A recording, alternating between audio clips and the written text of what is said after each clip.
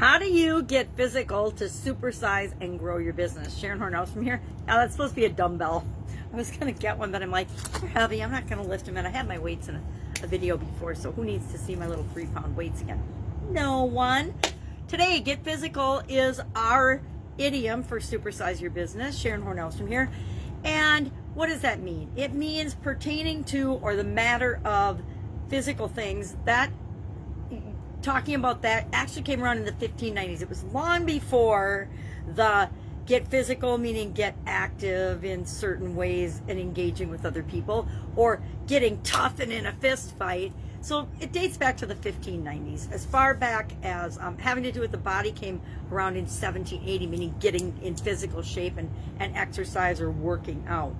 So how do we get physical to supersize our business? How do we physically make sure that we're strong? Because to me, getting physical means being strong, having the energy to do what it is that we need to do to grow and build and supersize our business. And then what do we do in our business? What do we actually do and take action on and physically do to ensure that our business gets physical and is physically and fiscally, I guess physical and fiscal sometimes go together when our businesses, not always, but we want to be fiscally healthy as well as physically healthy. So what do we do? What do we do in our organization? Do we do anything? I think there's kind of, it seems like, and it's not true because there's all degrees in between, but it seems like there's two schools of thought. There's the I'm a workaholic and I don't exercise, I don't do anything, all I do is hustle, hustle, hustle, hurry, and work on my business.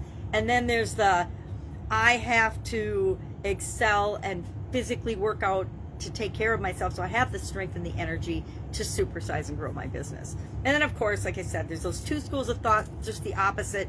They're not the opposite, right? One is do as much as you can to be physically strong, and one is I don't do anything, I just focus on the business part of it. So I admit I have been probably more in the I just work, hustle type A personality thing, and sacrificed my health by not taking care of myself, which meant that I lost my energy and I couldn't take care of business for a while.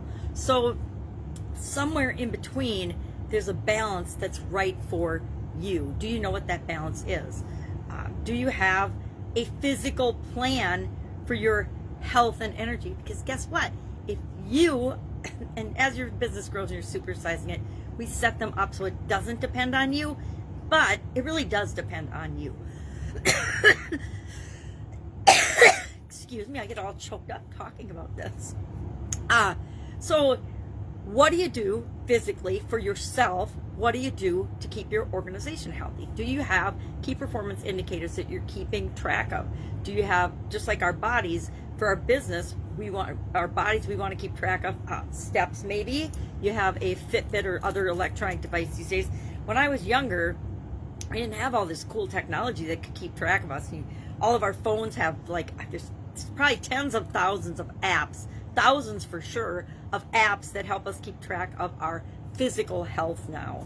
And the same is true for our business. There's so much software and so many tools and so many things available. It's easy to keep track of different things that we want to measure for our business and make it automatic. So key performance indicators, the numbers, the things you want to look at, what we measure matters. So what are we going to watch and pay attention to in our business physically to make sure that it stays healthy and energized and is on the way to supersizing? What kind of a framework or plans or structures do you have in place for the health of your business? Do you do audits and a checkup, just like we go to the doctor and we get a physical checkup on some frequency?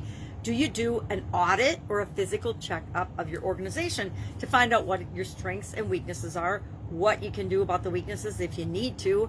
A lot of times we just can eliminate and not worry about our weaknesses and focus on our strengths. And by building up our strengths, it negates the necessity of even listening to or paying attention to our weaknesses.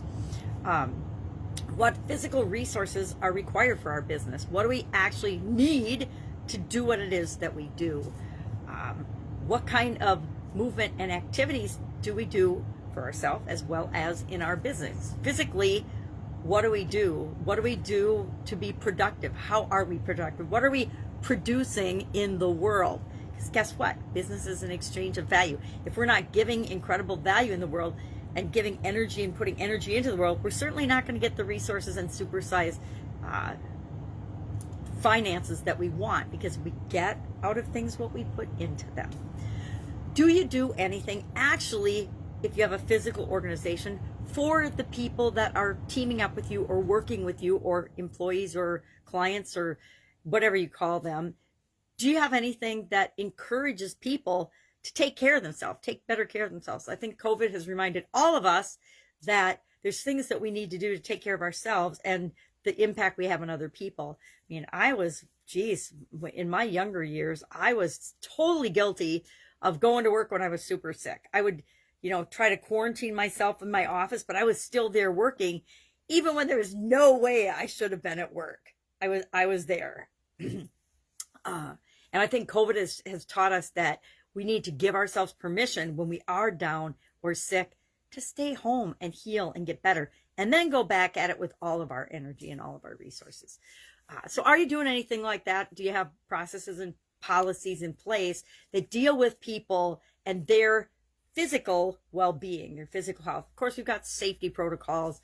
That goes without saying, but not only safety, but health and safety. Are we considering both?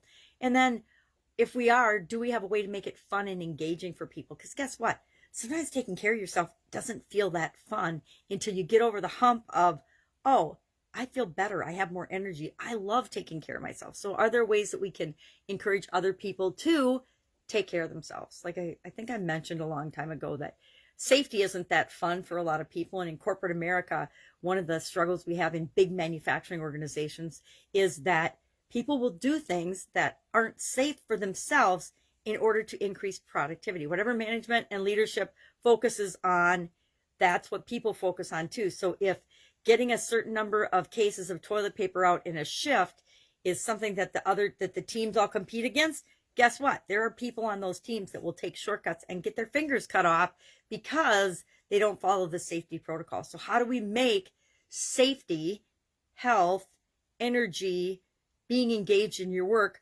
fun? And it's always in the best interest of people, but we need to make sure that we're making it a priority and that they know it's in the best interest of them to do what's right all the time for themselves and for the organization. Anyway, that's my rant about getting physical. So how do you get physical in your company and in your life? Share in the comments below, and I will be with you tomorrow with another interesting idiom. What does it mean? Where does it come from? How might you use it in your business and your life? And probably for the rest of this month, I think I thought yesterday, I'm going to talk about physical idioms and physical things for the rest of the month, because we are doing and focusing on the physical areas and aspects of our life for the 365-day challenge to be you. And so we'll tie that in, and it gets me focusing on things that are consistent. I don't always do that. Have an awesome day. If I can help you, let me know. Otherwise, I'll be with you tomorrow. Bye. Go get physical.